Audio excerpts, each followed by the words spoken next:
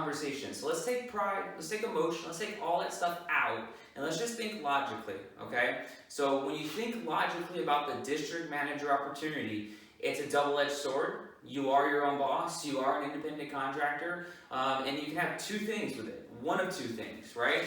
You can own a job, or you can own a business. That's not fun to hear sometimes in the sense of you own a job. And if you own a job, here's how you know. Your business never operates fully. It misses certain phone jams because no one could run them and you were tired. It doesn't have trainings every single week. It doesn't have a full staff all the time.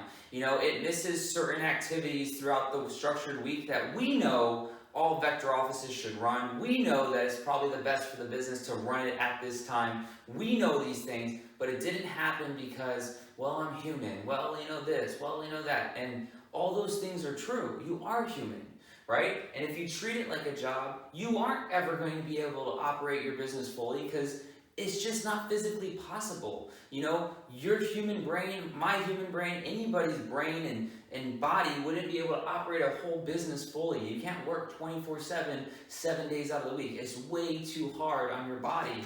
So you cannot operate fully if you're a job, right? And that's just the reality of the situation.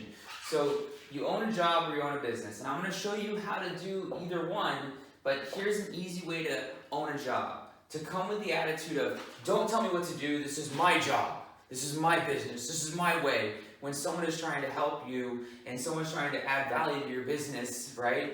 Don't ever come with the, don't tell me what to do. And it's like, okay, you can keep your shitty job that you really don't like to drive to that office and run another interview for the 1000th time, you know, or the training that you've run already thousands of trainings before and you get to go out there and run another one, bucko. You know, yeah, if you want to argue for that and don't tell me how to do it, okay, chill out, jeez, like realize you're gonna start, you know, problems and no one's gonna want to help you if you do that. A lot of people do this. I've seen this from all over the company.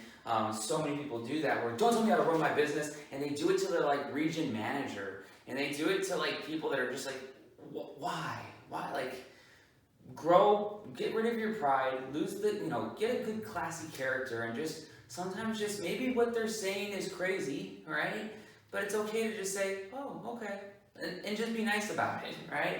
But don't ever come with that attitude of, don't tell me what to do with my business. It's like, they're never ever telling you what to do, by the way, when you truly operate a business. No one ever tells the person that's killing it, you should really do it this way because you don't know what you're doing when it comes from like the business standpoint. No one does that. No one's going to be doing this. And the people that do have businesses, when people offer to add value, they're usually asking for it. So just understand that. That's one way I've seen that there's a lot of district managers who will hit 500K or 750K. And let's be honest, if you're selling $750,000 in a year, you're doing okay, but you're not driving Maseratis or Rolls Royces or any crazy cool things like that. You probably have the company BMW, which you think is cool, at least the 3 Series. You probably are not developing much equity because you really can't, because you don't have any discipline to get the taxes in orders and all those little things. And you have a job that literally takes all your time, because if you treat it like a business, you'll have time. But if you treat it like a job,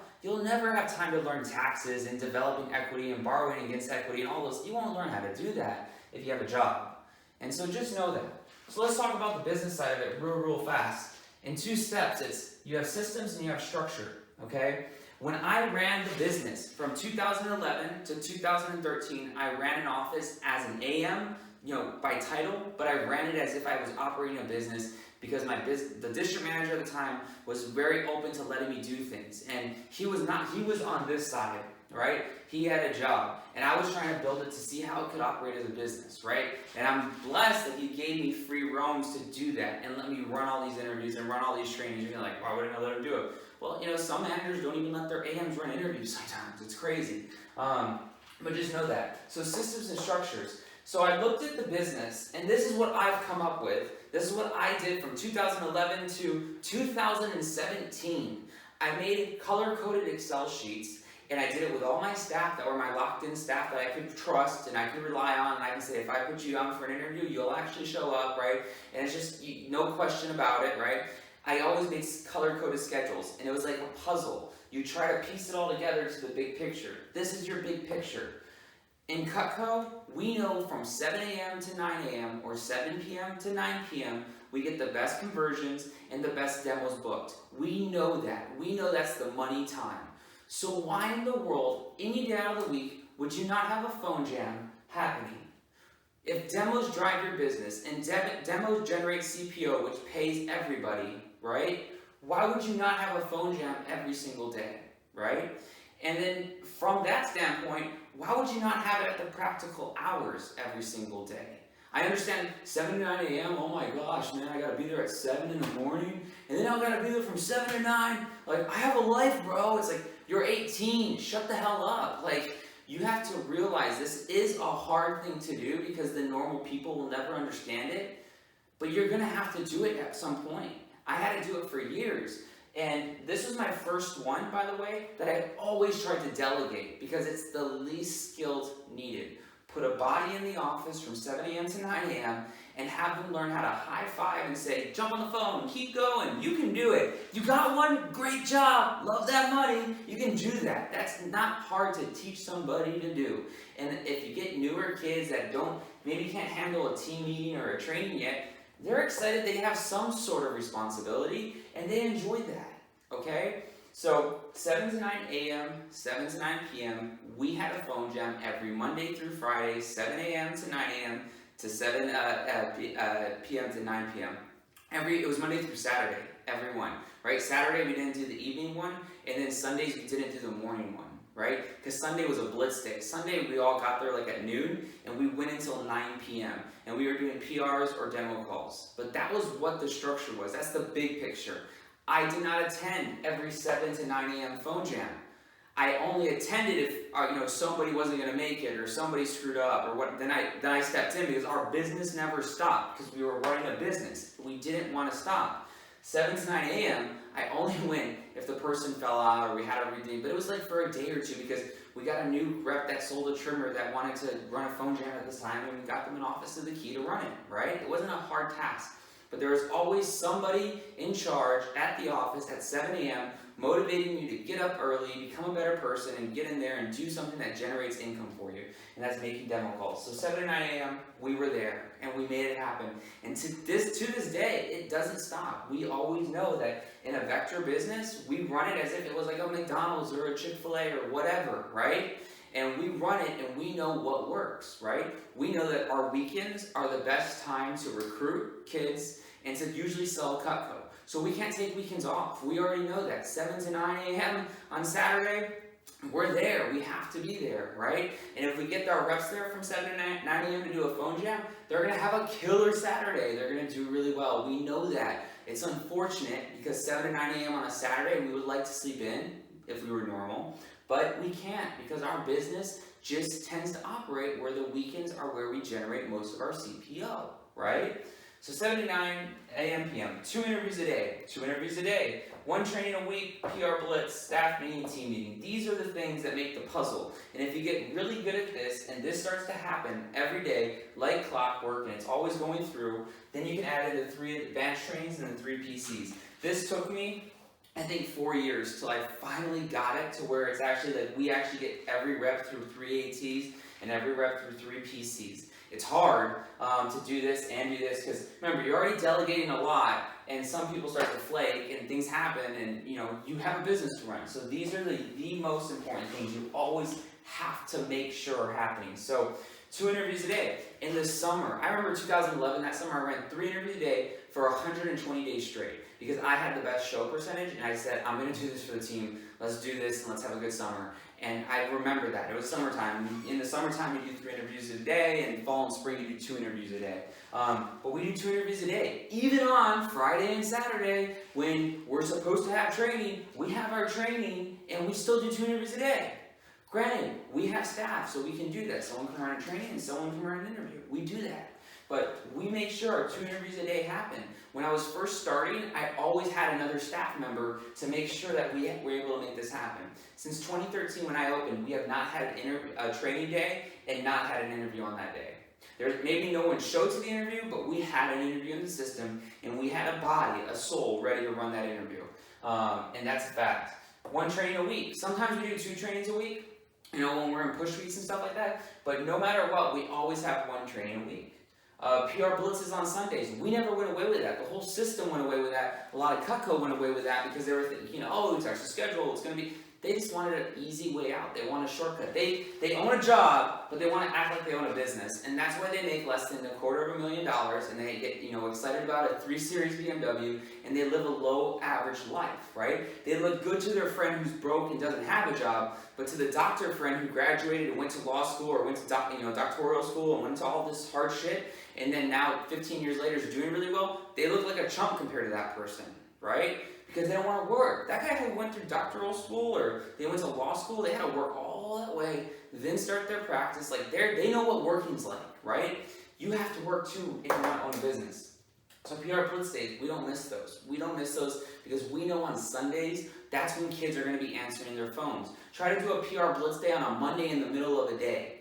Dum-dum. They're all in school. They ain't answering you. They're not responding to your text. If they respond to their text, they're probably going to get their phone taken away, right, by their teacher. So, you have to be logical with this. Staff meetings. We have 1 staff meeting a week. Team meeting. We have 1 team meeting a week. Those are things that we never missed. And what I did, especially when I was first starting on my own in 2013, is I had all my staff and I had everyone have their color-coded schedule for the campaign. And it showed, if you added them all up, right, you put all 4 of them together, you say, oh, there's the 2 interviews a day, okay, there's the training, who's running the training, right, and then you had the advanced training, you had everything lined out, you match the puzzle, you get everything in order, and you work your ass off, and that's what it takes for 12 to 18 months, you just can work.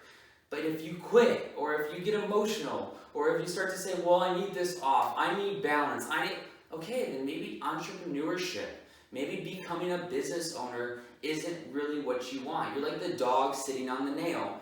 I really want to be successful, but I can't do that staff meeting. I have, something else to do. This is your business. It can't stop. Business can't stop. Like, that's crazy talk. Business cannot stop. That's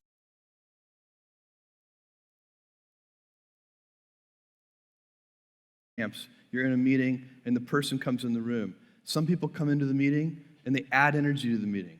Other people come into the meeting and the whole meeting just deflates. And those people just, they drain energy from the meeting. And you have to decide which of those kinds of people you're going to be. Are you going to add energy? And the same thing at home. And the same thing at home. And it's a wheel, it's a cycle, it's a flywheel, it's a circle, it's not a balance. Because a balance, that's why that metaphor is so dangerous, because it implies there's a strict trade-off.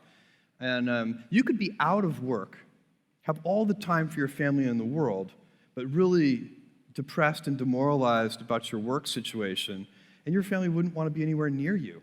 They would wish you would take a vacation from them.